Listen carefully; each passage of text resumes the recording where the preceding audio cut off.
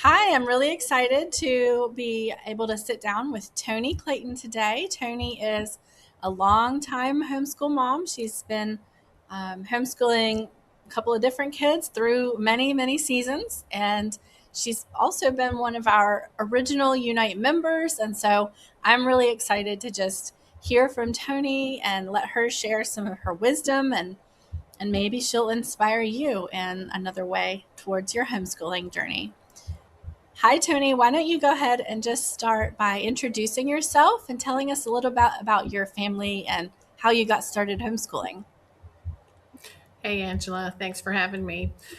Um, I started homeschooling when my son, who is now 26, was a toddler.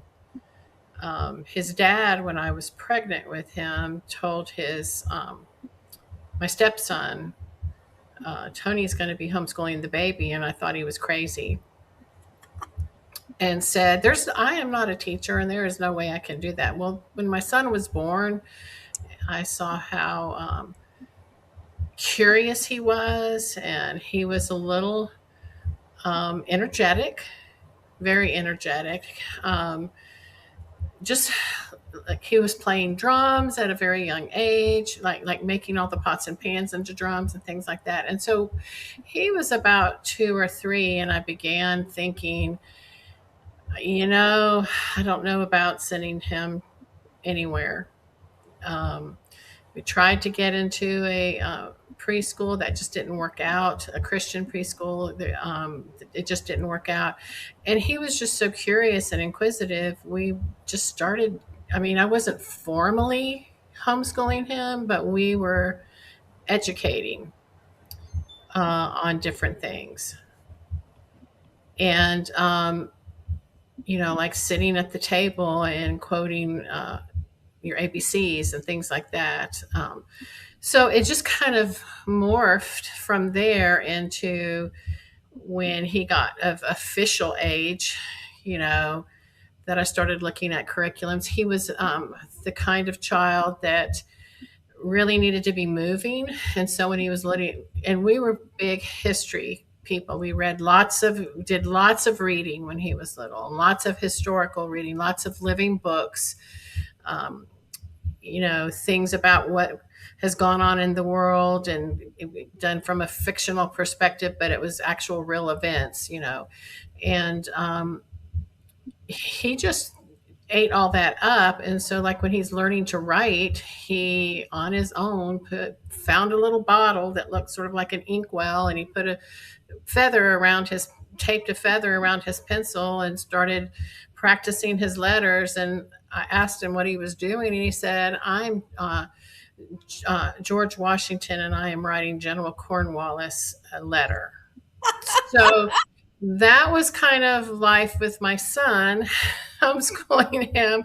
There was always an adventure, and he needed to move. He needed to build things. Sometimes we went out on the deck and we read things, and it went through a process of me, figuring out certain curriculums and sometimes scrapping them because they didn't work for us. They were too much pencil and paper.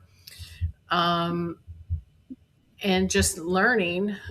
He did end up having I did not realize it until he was at the end of 5th grade, because even though he learned to write and learned his letters, to have to write something like a lab report for a science co-op science class he was taking, he just kind of froze like the deer in the headlights. And he orally gave me this beautiful hypothesis, but he couldn't write it. So we've discovered he had dysgraphia. And because of the homeschooling network and conferences that I had been going to, I found a woman named Diane Kraft who was there speaking, and she had a whole thing. And so we went through this remediation program that got all that fixed. And he's been able to write ever since. And he's now a history teacher himself and a football coach. So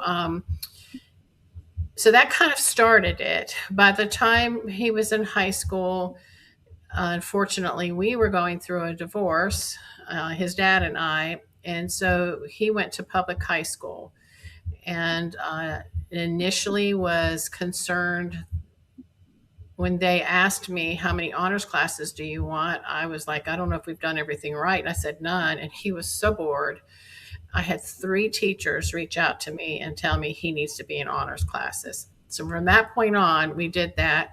He got to be a senior. He played football. Um, but we got when the football season was over as a senior, he wanted to go back to homeschooling.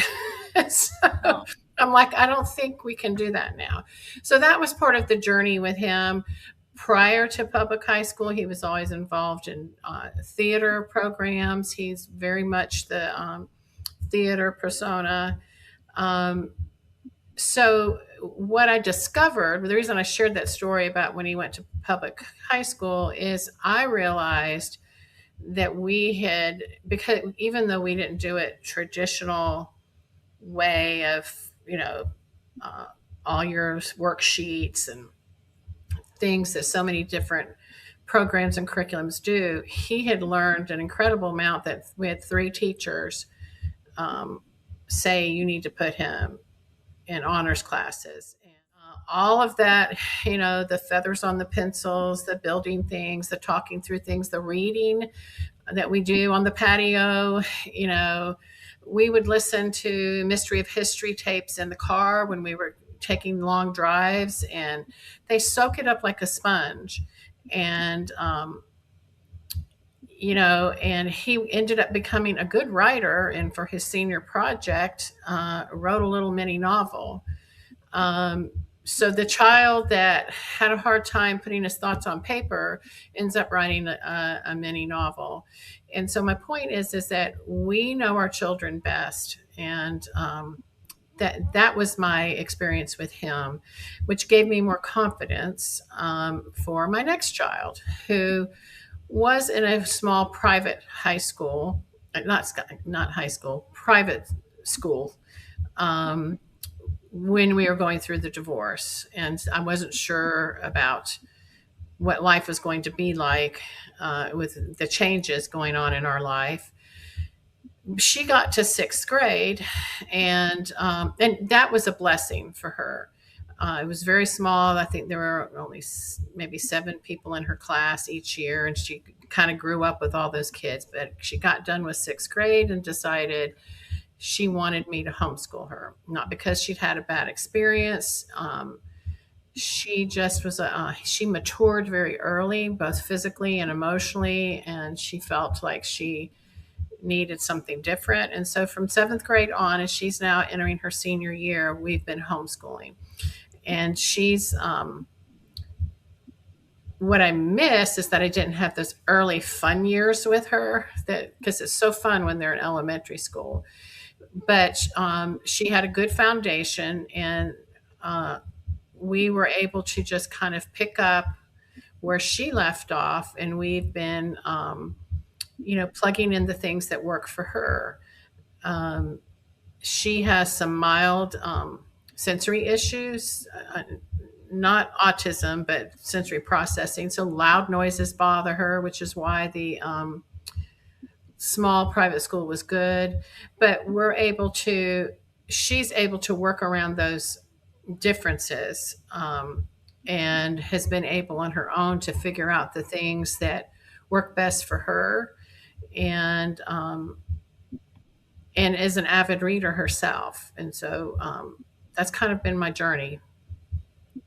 that's great. And I love hearing about how when you put your son in public school, they knew automatically to ask you about honors They classes. did. They just knew that because he loved history, and a lot of homeschoolers do, quite a bit. And that's not to say every homeschooler is going to go straight into honors, but I think that after they talk to your kids, they can often tell where they're going to fall. And so it's encouraging to, especially to parents who, maybe they're questioning themselves in this journey a lot. And and I've heard quite a few testimonies of, my kids had to go to a brick and mortar school and they did amazingly. And so I think it's just really encouraging to us that when we can let our children learn in the styles that are best for them, they're going to learn quite a bit. Yes. And both the principal and the counselor asked me, and I was shocked. And I said, "Well, I don't know. I'm not sure where we are." They were surprised that I did not think we should do honors, and they ended up being right. I was wrong. So for ninth grade, we kind of wasted that year. Oh, well, that's all right. And he figured it out. So Yes, he that's good. did. And And that from was that, probably quite a transition anyway, though. And so yes, maybe not having quite as heavy of a workload that year was okay for him. we had a lot of adjustments going on. So he not only did honors, he did several AP classes, advanced placement classes.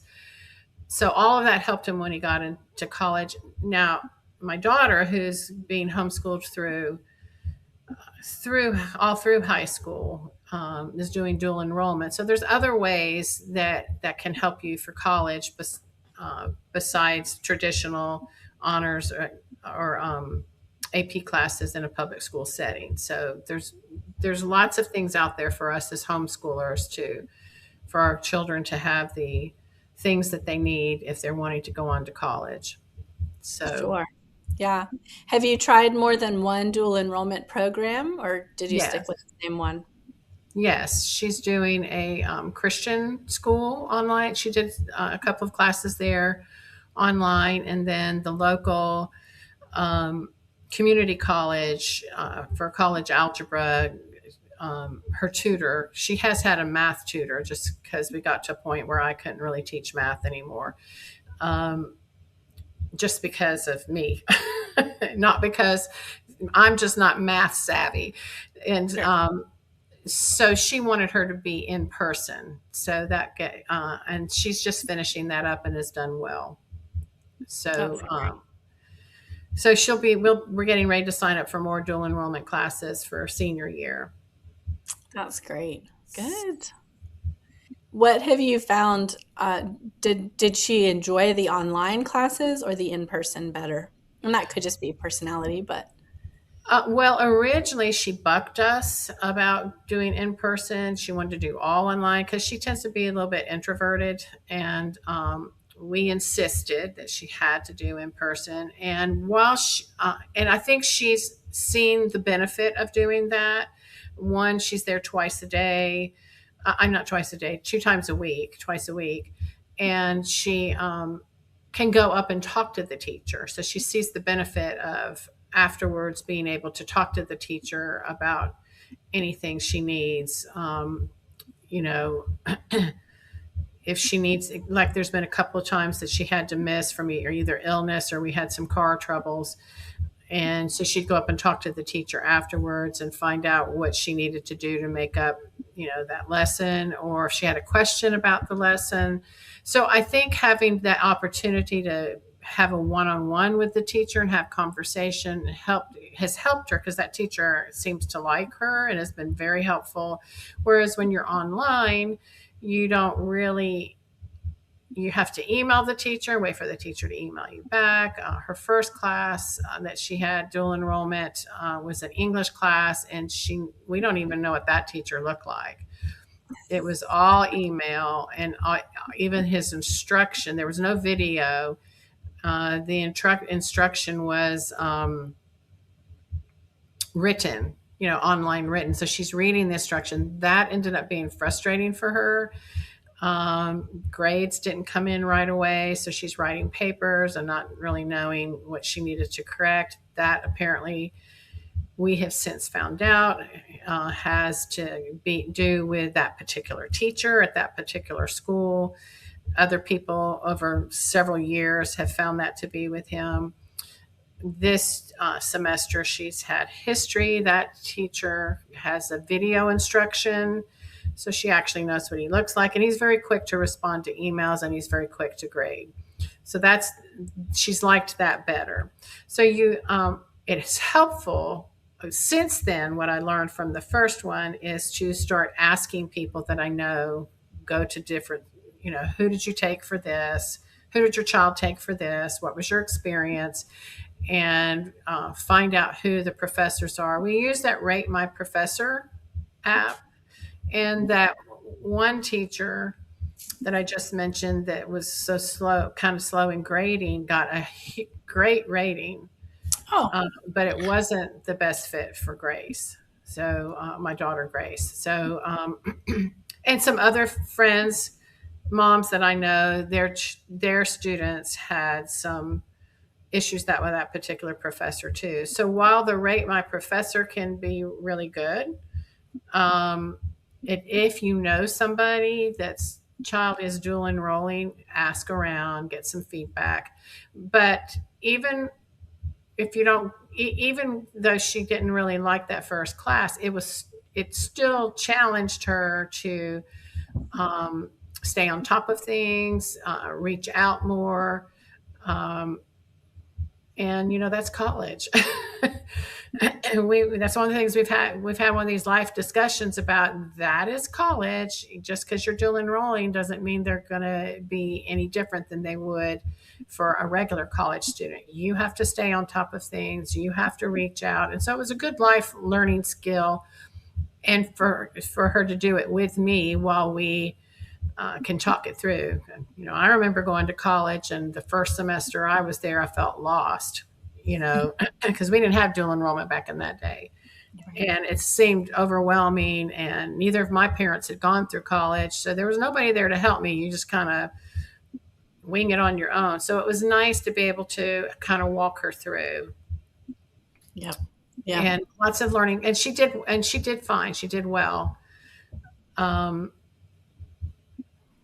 so but but encouraging her to be able to, um, this is not like high school. These teachers they're not going to follow up with you, and they're not going to coddle you, and you have to reach out to them, and you may have to reach out again. So it's part of a life skill you have to learn. That's right. That's right. Now, you guys have been part of the Unite Homeschool Network for quite some time now. I think maybe even some original founding members. Um, Yes. what what would you say are some benefits for the Unite Network? Well, I've loved Unite, and I met you when you were first starting and signed right up. Because with my son, there was a network at that time, which had, by the time Grace came around, had disbanded.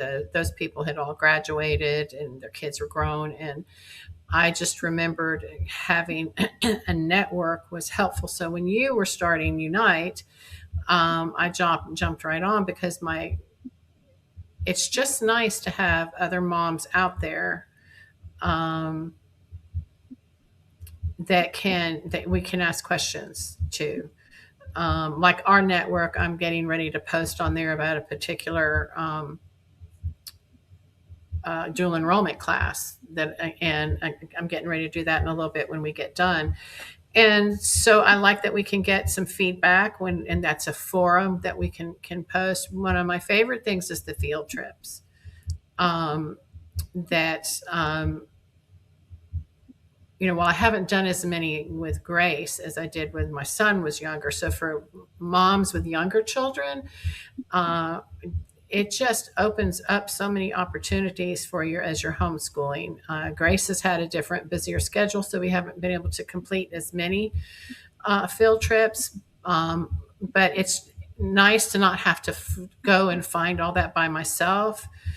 You have other people posting things that they know about. Unite, I think, is posting some things that the network has found, and we're there with other Unite people. Some and It just adds to the homeschooling experience. Like last year, Grace did an economics class, and there was a field trip about going to the Federal Reserve, which she had just studied about the Federal Reserve, and so it was really awesome to go to that field trip. And with other Unite members, we didn't know any of the members there. Lots of times we go and we know the members, but we didn't, but we all just enjoyed it. And what I love about homeschoolers, we don't have to know each other, but there is just such a camaraderie, and we click right away. And so then you end up making new friends. It's not like other things where there's just an instant connection because of what we're all doing and with our children. That's And so it was, and so that was one positive field trip. Um, we really had fun on the Braves field trip that we did a couple years ago with you, and there were lots of people on that, and lots of people that we knew. And so the field trips are really fun, and they add to the educational experience. And sometimes they mesh with what you're studying. Sometimes they open the door to, we want to learn more about this, and might open up the door to go read some certain books or to do a unit study. It gives you an opportunity to get out and just socialize. So that's been one of my favorite things. that's right. Um, we Did have, I go did, ahead. did I ever tell you? Do you know about our field trip program and how it works? Have you learned that bit? Yes.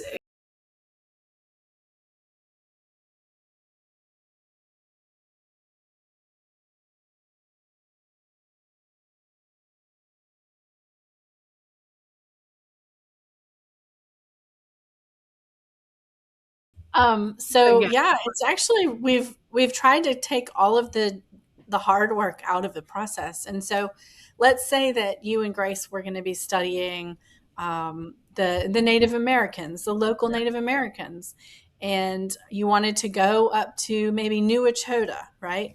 You can you fill in a little form on our network and you tell us, you'd like to go to New Echota and maybe you'd like to hear about their musical instruments that they used with that tribe, right? And so our field trip administrator will actually set up the whole day. She'll coordinate with the venue. She'll re- put it out on the network and wider if we need to in order to make some minimums or whatever. But normally the network is jumping on field trips. And so then she'll collect all the different payments and do all the administrative things. And then you, as the field trip host, because you said you wanted to go, you get a checklist. These are the 12, 15, whatever families that are going to join you. You arrive a few minutes early, check, check, check. Here we go. And you get the discount for being the host and saying where you want to go, but you didn't have to do any of the hard work. And Yes. so we've tried to make it as seamless as possible. And because we're a 501c3, sometimes there are some perks there. We have insurance so that you don't have to worry if some little boy on the trip, breaks some priceless piece of art. Please don't, though. But that's not on you as the field trip organizer Right. to be responsible for all of the kids that are there.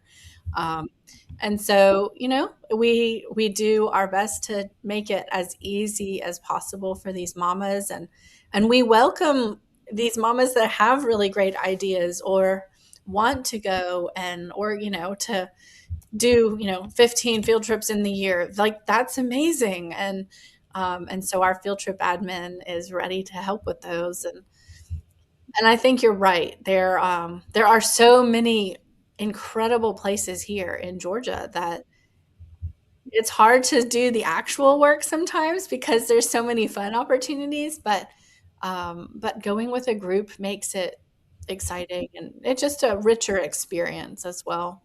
It does, and have been some field trips that we haven't actually been able to participate in them because of some scheduling issues. But I was like, oh my gosh, I didn't even know that existed. It sounds like so much fun. Um, so there's just many opportunities, and the other thing, because your field trip administrator, I think, organized the one at the Federal Reserve. And one of the moms came in. I think she was the checklist person, and they really, because we went as a group, they came out and recognized our group. Other people were just going through as individuals. We actually had a whole tour guide. They took us back to a room. They gave us some history lesson about the Federal Reserve, gave us some, and we had a wide range of ages. So they gave us some things to take with us, to take notes, and to feel like a little scavenger hunt thing as we were going along to check off. And went through us through each thing where there's other people coming in and they're just going as families and they're having to educate themselves as they're reading the things. We actually had a tour guide explaining things to us. And after we were done, we went back and we had a question and answer. And so we were able to follow up with more questions. And when you get back to in the Federal Reserve where they actually make them count the money out, you get to see that through the walls. That was very interesting. And we had somebody there to explain all that to us. And that's from the benefit of us going as a group. And Unite set all that up. And that was a benefit. I could go to the Federal Reserve anytime I want, but I wasn't going to have that extra special attention that we had through this. So that is one of the things I like about Unite's field trip opportunities, and that our field trip administrator sets that up. That's right. Yeah. Well, and sometimes there's group discounts as well, and we try to pass those on and get the best pricing we can for our people. So yes. And another one that was really good was when we went to the Brave Stadium a couple of years ago. I think there's another one that's either happened or getting ready to happen. And we broke up in several groups, had several tour guides. That was amazing. And we did get a group rate, if I'm not mistaken. So, so we've enjoyed that. The other thing I like about Unite is we have some mentors that we've had special meetings where they share their experience, strength, and hope with us, from helping you start out to how do you homeschool if you've got a special needs child. One of our mentors has had some children with dyslexia and helped us with that. My child isn't dyslexic, but I've sat in on her meetings because it is helpful if you even if you have a different kind of need, just to hear somebody say, it's okay to not have to do it the way public school does it. And it's okay to do it not exactly the way the curriculum says. You can adjust to your family's needs. And here's how my kids turned out. They're adults. They've done this and this. These are the kind of jobs they have, and they're all successful. So those kinds of things are helpful. We have a mentor, a couple of mentors that help with the dual enrollment. That is, for me, as having a senior now, and we helping with transcripts and understanding the whole dual enrollment process, because it can be very overwhelming, to where I now have other homeschool moms who are not part of Unite texting me and emailing me and asking me questions about dual. And so I'm able to asking me, what do I do about this and that? Well, I know because I've been through that, and I've sat in on those sessions where those people provided information for us, and those were free. To some of those mentors offered their time and their services for free. There was another one of them had a little workshop that might have been $20 that they marketed through Unite, but it was separate. And that's just, there's a wealth of information, and we have a lot of mentors who have graduated students and can help with all kinds of things that we all end up worrying about. And when you get to high school, there's just a lot of things that homeschool moms sometimes get afraid about and think they can't do. And that's one of the reasons I put my son in public high school. I didn't think I could do all that. And Unite wasn't around then. So had we had Unite back then, we might have taken a different route. But I just didn't think I could do it. I now know I can. And that's from the help of all the resources that are available at Unite.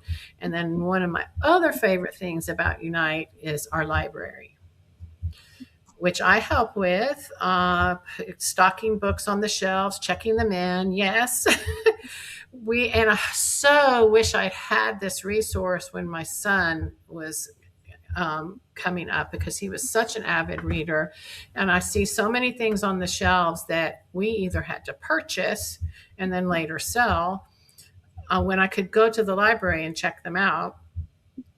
And then some really cool things that had been written that either they may have been around, but I never knew about him, and some that have been written since he's gotten older, but he would have loved in that age range. And one of the things that I struggled at the time looking for historical fiction books for boys. He knew about American Girl, and there was a co-op that had an American Girl class, and he would see the girls coming in with their dolls, and then they might be wearing a tea hat because they're going to have a tea party that day, or and he'd say, "Why don't they have American Boys?" And I said, "Well, they're basing it on the American Girl books." And so I began looking, trying to find books, historical fiction, where there were boy characters, and there's a whole slew of them there. Yes, in the library. That was They This one is one of my favorite series. It's called The American Adventure. And this is book number 15, and there are 49 or 51. There's quite a few. But this is one of my favorite series for both boys and girls, really. But I've read it to both of my boys, and um, this one is all about the Ohio River. But what happens is you come across on the boat with the Pilgrims on the Mayflower, in book number 1, and then you hear all about the experience from a 12 or 13-year-old child. mhm. And then when you go to book 2, that child is now an adult, and you're in the story of of that person's child. And so you literally get to grow up with the people of America as Oh, you that's read the awesome. story. And so See, my um, son would have loved that. and it's so amazing because you we actually started at one point to try to draw out the family tree, because you see, this the boy you were in the story with the first book is now the dad, and you get to see, about his 2 or 3 kids. And then in the third book, those kids have grown up, and they now have either nieces or nephews or children of their own. And each generation, it just gets bigger and better. And sometimes you follow along with the boy that's in the family, and sometimes it's a girl. But the stories are all based around things that happened as America was growing up. And it goes all the way through all of it, all the way up till, um, is it the World's Fair? Oh, I think the World's Fair, which was in the, oh gosh, now I'm gonna get it wrong. It was after World War II anyway. So you get to go all the way through and see the different phases of America, and you're in Chicago when the Great Chicago Fire happens, and you're in on the Mississippi River when when there's all sorts of crazy things happening with the steamboats, and you go to a plantation just as the Civil War is about to start, and you're in Minneapolis where there's riots and just so many things all the way along. And so you hear about it from the perspective of a 12-year-old during that moment. And it's just really, it puts it puts meat on the bones of history, if you know what I mean. oh, I do. And that's what I love about our library. We have so many resources. There's so many books,